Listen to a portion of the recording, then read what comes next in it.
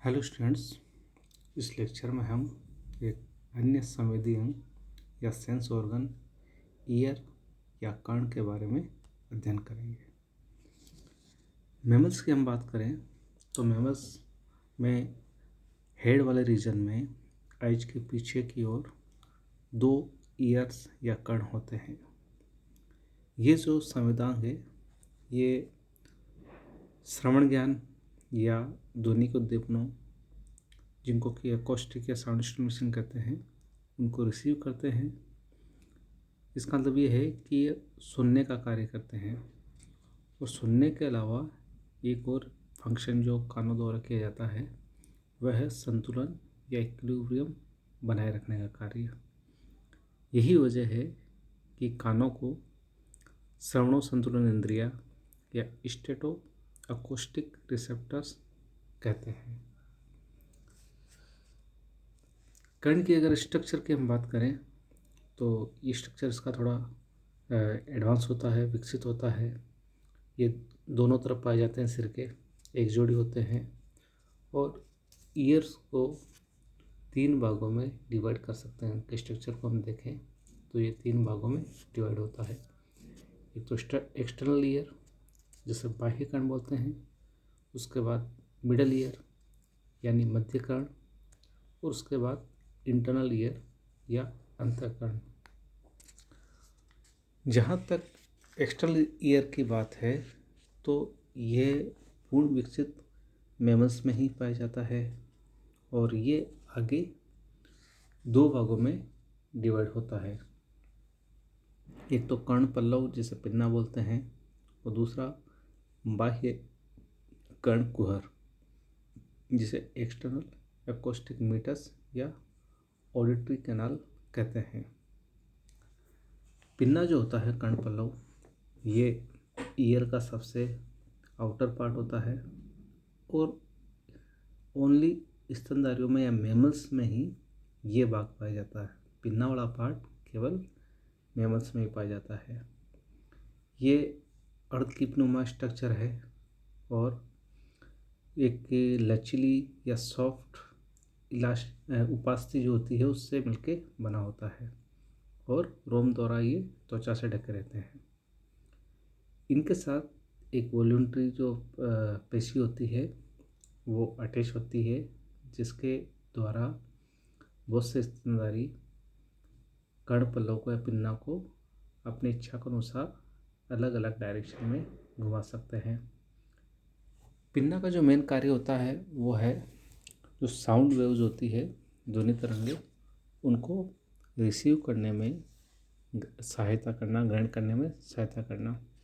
यही वजह है कि बहुत से स्तनधारी ध्वनि की दिशा में इन कर्ण पल्लव को या पिन्ना को घुमा सकते हैं ताकि मैक्सिमम साउंड वेव्स इकट्ठी हो सके।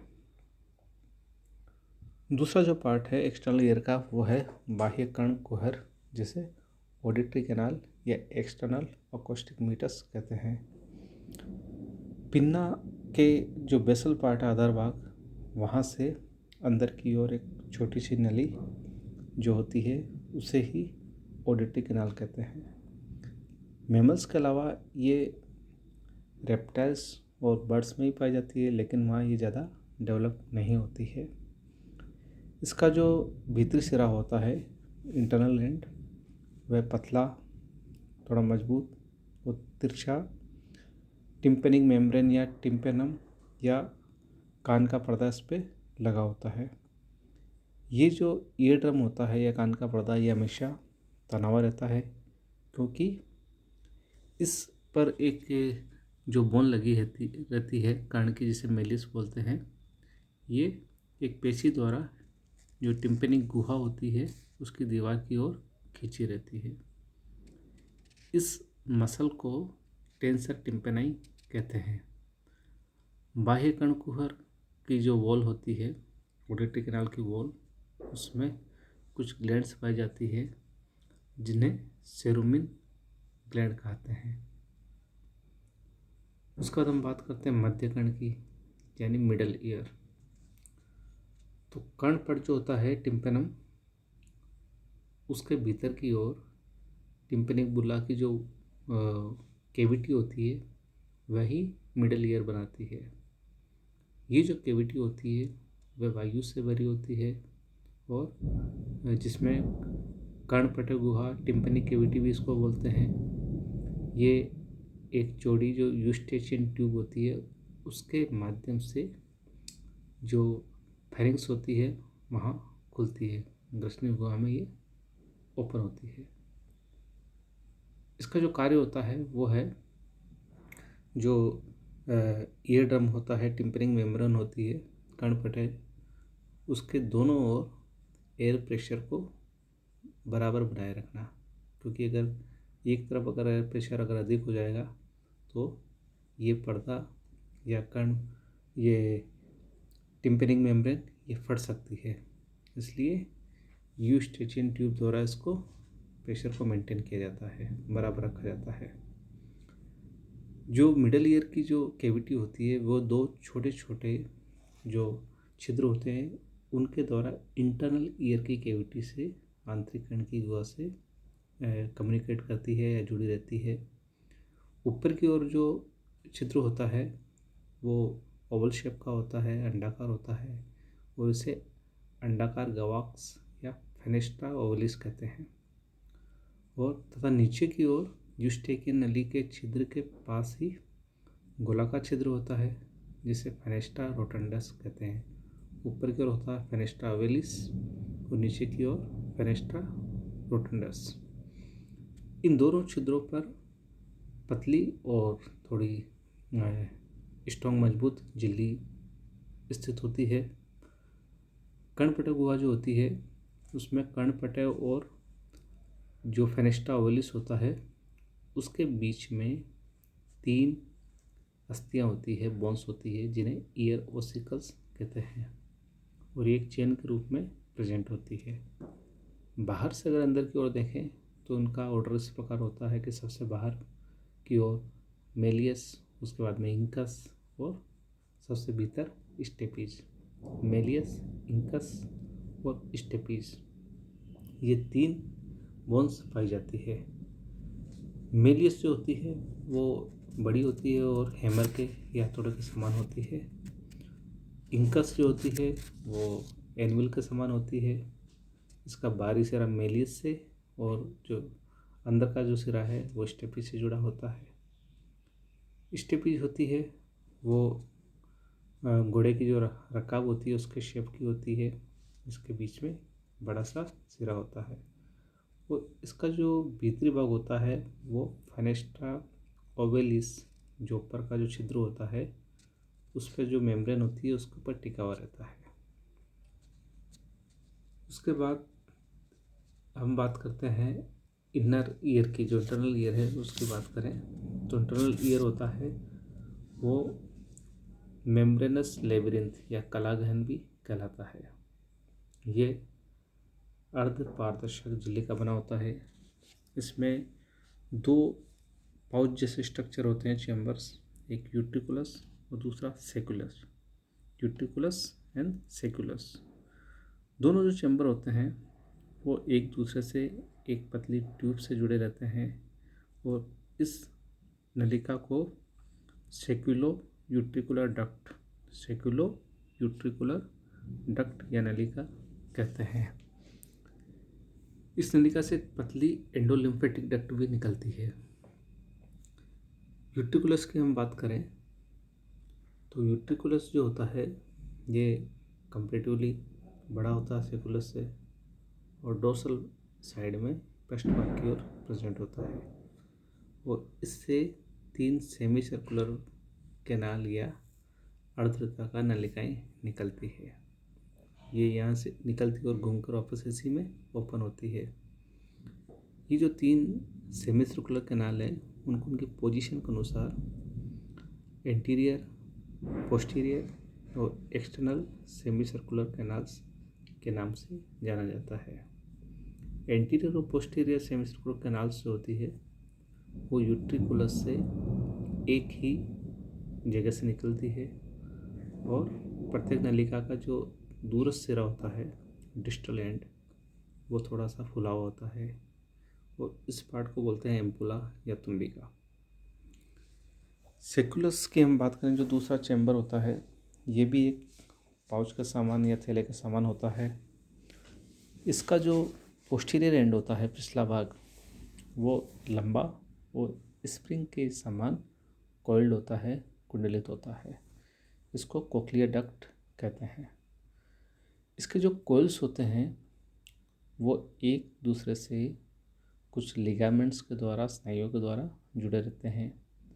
और कोक्लिया नलिका अपने चारों ओर का जो बोनी चैम्बर होता है उससे इस प्रकार अटैच रहती है जैसे इसकी जो गुहा होती है, बोनी चैम्बर की गुहा, वो दो भागों में या दो चैम्बर्स में सब डिवाइडेड हो जाती है। एक तो जो कोक्लियर डक्ट होती है उसके ऊपर का चैम्बर, उसको बोलते हैं स्केला वेस्टिबुलाई। दूसरा कोक्लिया नलिका के नीचे का कक्ष, उसको बोलते हैं स्केला टिम्पेनाई। ऊपर स्केला वेस्टिबुलाई और दूसरा नीचे की ओर स्केला टिम्पेनाई। दोनों के बीच में कोक्लिया नली प्रेजेंट होती है जिसकी कैविटी को बोलते हैं स्केला मीडिया। तो स्केला वेस्टिबुलाई और स्केला टिम्पेनाई के बीच में स्केला मीडिया प्रेजेंट होता है। स्केला वेस्टिबुलाई और स्केला टिम्पेनाई की जो चैम्बर्स होते हैं वो एक दूसरे से, जो कोक्लिया का एंड सिरा होता है उस जगह पे अटैच होते हैं। और इस पोजीशन को जहाँ पे कि स्केला वेस्टिबुलाई और स्केला टिम्पेनी एक दूसरे से कम्युनिकेट करते हैं, जुड़ते हैं, उसको बोलते हैं हेलिकोट्रिमा। हेलिकोट्रिमा। स्केला वेस्टिबुलाई फेनेस्ट्रा ओवलिस द्वारा और स्केला टिम्पेनाई फेनेस्ट्रा रोटंडा द्वारा जो टिम्पेनिक कैविटी है उससे जुड़े रहते हैं। हमने देखा था कि जो मिडल ईयर है उसमें दो छिद्र होते हैं, फेनेस्ट्रा ओवलिस और फेनेस्ट्रा रोटंडा। तो उनके द्वारा ये स्केला वेस्टिबुलाई और स्केला टिम्पेनाई क्रमशः अटैच होते हैं। इन दोनों गुहाओं में पेरिलिम्ब बना रहता है, स्केला वेस्टिबुलाई और स्केला टिम्पेनी में। जबकि स्केला मीडिया जो होता है, जो बीच में जो कोक्लिया की जो गुहा होती है उसमें जो लिक्विड भरा होता है उसको बोलते हैं एंडोलिम्फ। बाहर की ओर पेरिलिम्फ और भीतर की ओर एंडोलिम्फ। कोक्लिया, यूट्रिकुलस, सेकुलस और सेमी सर्कुलर कैनालों की गुहा में भी एंडोलिम्फ भरा रहता है।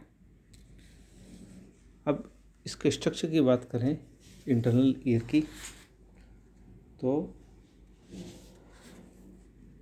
हम देखते हैं कि जो इंटरनल ईयर की जो वॉल होती है वो बाहर की ओर कनेक्टिव टिश्यू स्तर और भीतर की ओर क्यूबोइडल एपिथेलियम के कोशिका स्तर की बनी होती है। क्यूबोइडल यानी घनाकार एपिथेलियमी कोशिका स्तर की।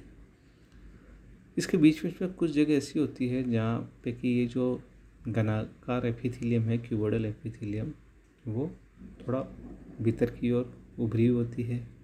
और इन उभरे हुए जो स्थान होते हैं वहाँ पे कुछ सेंसरी या संवेदी सेल्स कोशिकाएं स्थित होती है। और इन उभरे हुए भाग को श्रवणकूट या सेंसरी क्रिस्टा कहते हैं। जो एम्पुला, सेमी सर्कुलर कैनाल की जो तुम्बिका एम्पुला होती है और यूट्रिकुल में एक एक संवेदीकूट या सेंसरी क्रिस्टा पाए जाते हैं, जबकि सेकुलस जो होता है उसमें दो सेंसरी क्रिस्टा होते हैं। तो एम्पुला में जो ये क्रिस्टा पाए जाते हैं उनको क्रिस्टी, और सेकुलस और यूट्रिकुलस में ये जो पाए जाते हैं उनको मैक्यूली कहते हैं। जो सेंसरी क्रिस्टा होते हैं उनमें घनाकार एपिथेलियम की कोशिकाएं अंदर की थोड़ी उभरी हुई रहती है। इस स्तर की जो सामान्य कोशिकाएं होती है वह बड़ी होकर सपोर्टिंग सेल्स बनाती है। संवेदी कोशिकाएं इनके बीच बीच में प्रेजेंट होती है।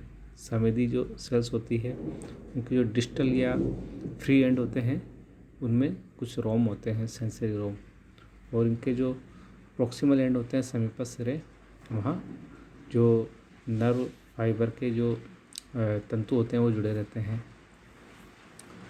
और संवेदी जो रोम होते हैं वो एंडोलिम्फ में स्थित होते हैं।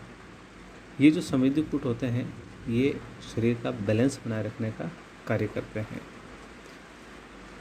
अब बात करते हैं कोक्लियर नलिका की।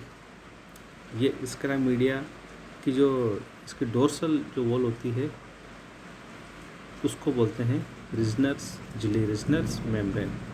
और जो वेंट्रल साइड में जो होती है झिल्ली उसको बोलते हैं basilar membrane, Reissner membrane and basilar membrane. Reissner's membrane जो होती है वो स्केला वेस्ट्रोलाई को स्केला मीडिया से अलग करती है, यानी इन दोनों के बीच में होती है। और बेसिलर मेम्ब्रेन होती है वो स्केला मीडिया और स्केला टिम्पेनाई के बीच में होती है। जो बेसिलर मेम्ब्रेन होती है वो संयुक्त की बनी होती है और इनमें जो ऑर्गन ऑफ कोर्टाई होते हैं वो पाए जाते हैं। ऑर्गन ऑफ कोर्टाई जो होते हैं वो हियरिंग से संबंधित ऑर्गन होते हैं। ऑर्गन और कोर्टाई में कोक्लिया की पूरी लंबाई में ये फैले रहते हैं और उसमें 4 प्रकार की कोशिकाएं पाई जाती है। एक तो सेंसरी सेल्स जिन्हें रिसेप्टर सेल्स बोलते हैं, दूसरी सपोर्टिंग सेल्स, तीसरी डीटर सेल्स और चौथी हैंसन सेल्स। तो ये 4 प्रकार की सेल्स इनमें पाई जाती हैं। इस संवेदी कोशिका की जो संवेदी रूम के ऊपर एक जो फ्लैप होता है, एक जो झिल्ली होती है उसको टेक्टोरियल मेम्ब्रेन कहा जाता है, जो कि कोक्लियर नलिका की जो लेटरल वॉल होती है उससे लिप के समान निकला हुआ स्ट्रक्चर होता है। यहाँ हम इंटरनल ईयर के स्ट्रक्चर को समझ सकते हैं। इंटरनल ईयर तो यहाँ पे है आगे, ये एक्सटर्नल ईयर है। एक्सटर्नल ईयर में ये पिन्ना, ये ऑडिटरी कैनाल यहाँ से यहाँ तक, और इसके ऑडिटरी कैनाल के एंड पे यहाँ पे ईयर ड्रम स्थित होता है। यहाँ से ये जो डार्क रेड कलर का दिख रहा है पार्ट, ये है टिम्पेनिक कैविटी, जो कि मिडल ईयर को डिनोट करती है। उससे एक यूस्टेचियन ट्यूब निकलती है, ये यूस्टेचियन ट्यूब जो कि फेरिंग्स में जा रही है। और इसी में 3 जो ओसिकल्स है बोन्स, वो है मेलियस, इंकस और स्टेपिस। उसके बाद यहाँ से ये इंटरनल ईयर शुरू हो जाता है। इंटरनल ईयर में जो यूट्रिकुलस वाला ये ऊपर पोर्शन है वहाँ से 3 सेमी सर्कुलर डक्ट्स निकलती है, तो एंटीरियर, पोस्टीरियर और एक्सटर्नल। उसके बाद इसका जो सेकुलस वाला पोर्शन होता है उससे कोक्लिया निकलता है। और ये कोक्लिया जो होता है इसके जो अंदर का जो ऑर्गन ऑफ कोर्टाई होता है वो हियरिंग से संबंधित होता है, जबकि सेमी सर्कुलर कैनाल और यूट्रिकुलस और सेकुलस में जो होता है सेंसरी क्रिस्टा होते हैं वो बैलेंस बनाने से संबंधित कार्य करते हैं। अब आगे हम देखते हैं कि ये जो हियरिंग और बैलेंस का जो फंक्शन होता है वो किस प्रकार होता है, किस तरह से ईयर बैलेंस बनाने का काम करते हैं और सुनने का कार्य करते हैं। तो संतुलन या इक्विलिब्रियम की बात हम करें बैलेंस की, तो ये ईयर में जो यूट्रिकुलस, सेकुलस और तीनों सेमी सर्कुलर कैनाल्स होती है वो ये कार्य करती है। और ये कार्य कैसे करती है कि संतुलन की जो संवेदना होती है वो 2 प्रकार की होती है। स्टैटिक यानी स्थिति जब मोमेंट नहीं हो उस कंडीशन में, और एक डायनेमिक जब गति हो। स्थिति स्टैटिक कंडीशन में क्या होता है कि बाकी बॉडी की तुलना में जो सिर की स्थिति में होने वाले परिवर्तन का जो ज्ञान होता है वो यूट्रिकुलस और सेकुलस द्वारा होता है। यूट्रिकुलस में 1 और सेकुलस में 2 एकोस्टिक स्पॉट या संवेदी कूट होते हैं जिन्हें मैकुला बोलते हैं। और प्रत्येक संवेदी कूट में एक ओटोलिथ होता है जो कैल्शियम कार्बोनेट का बना होता है। ओटोलिथ एंडोलिथ में घूम सकता है, जब सिर झुकता है, मुड़ता है, उल्टा होता है तो ओटोलिथ किसी एक डायरेक्शन में चला जाता है, झुक जाता है, जिससे क्या होता है कि जो सेंसरी सेल्स होती है उसके जो रोम होते हैं वो स्टिमुलेट हो जाते हैं और ये मैसेज ऑडिटरी नर्व द्वारा ब्रेन तक पहुंचता है और वहाँ से फिर मोटर न्यूरॉन द्वारा जो मसल्स होती हैं वहाँ तक मैसेज जाता है और हेड की पोजीशन को, सिर की पोजीशन को करेक्ट कर लिया जाता है। दूसरा जो डायनेमिक कंडीशन में ये जो बैलेंस होता है, ये गमन का समय होता है और इस टाइम ये बैलेंस करने का कार्य जो सेमी सर्कुलर डक्ट्स होती है वो करती है, क्योंकि एक दूसरे के समकोण पे स्थित होती है और इनकी जो एम्पुला होते हैं तुम्बिका, उनमें संवेदी क्रिस्टा पाए जाते हैं। और एंडोलिम्फ में जब असमान गति होती है तो ये सेल्स स्टिमुलेट हो जाती है। शरीर जिस ओर झुकता है उसी ओर की जो सेमी सर्कुलर कैनाल होती है, उनकी तुम्बिकाएँ, वहाँ पे एंडोलिम्फ अधिक पहुँचता है। इससे क्या होता है कि एम्पुला की जो संवेदी क्रिस्टा होती है वो स्टिमुलेट हो जाती है और ये मैसेज ब्रेन तक पहुँचता है और वहाँ से क्या है कि मसल्स को मैसेज मिलता है और बैलेंस को ठीक कर लिया जाता है। हियरिंग की अगर हम बात करें कि सुनना किस किस प्रकार होता है, तो ये कार्य जो होता है वो ऑर्गन ऑफ कोटाई द्वारा होता है। जब साउंड वेव्स, जो ध्वनि की तरंगे एक्सटर्नल ईयर के जो पिन्ना से टकराते हैं, तो जो पिन्ना होता है वो इन साउंड वेव्स को इकट्ठा करके और ऑडिटरी कैनाल में भेजता है। वहाँ से फिर ये जो टिम्पनिंग मेम्ब्रेन होती है, कान का पर्दा जिसे बोलते हैं, उससे टकराती है और यहाँ से फिर ये जो वाइब्रेशन होता है वो जो तीनों अस्थियाँ होती हैं, मेलियस, इंकस और स्टेपिस, जो कि मध्य कर्ण में होती है, वहाँ से होता हुआ फेनेस्ट्रा ओवलिस की जो मेम्ब्रेन है वहाँ तक पहुँचती है।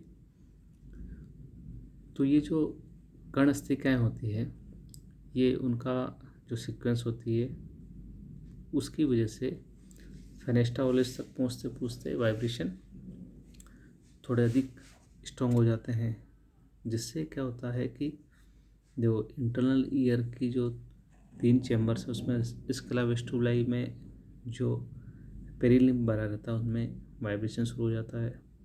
और जब इसमें वाइब्रेशन शुरू हो जाता है तो क्या होता है कि स्कैला मीडिया है जो कोक्लिया के बीच की गुहा होती है, उसकी जो दोनों दीवार होती है, रीजनल स्कैला और बेसिलर स्कैला, उनमें वाइब्रेशन होते हैं।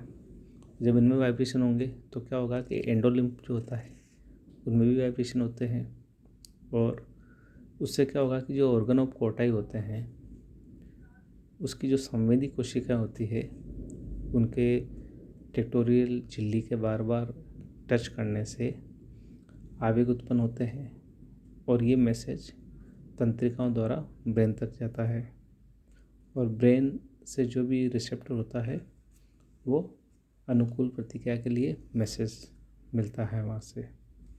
तो इस प्रकार ये ईयर से वो कार्य करते हैं। इस डायग्राम के माध्यम से हम समझते हैं कि जब साउंड वेव्स पिन्ना द्वारा इकट्ठी की जाती है, ये पिन्ना है, यहाँ से साउंड वेव इकट्ठी होकर जब ईयर कैनाल में जा रही है तो यहाँ पर जो ईयर ड्रम है वहाँ पे टकराएगी। ईयर ड्रम से मेलियस, इंकस और स्टेपिस 3 पोन्स ओसिकस अटैच होती है।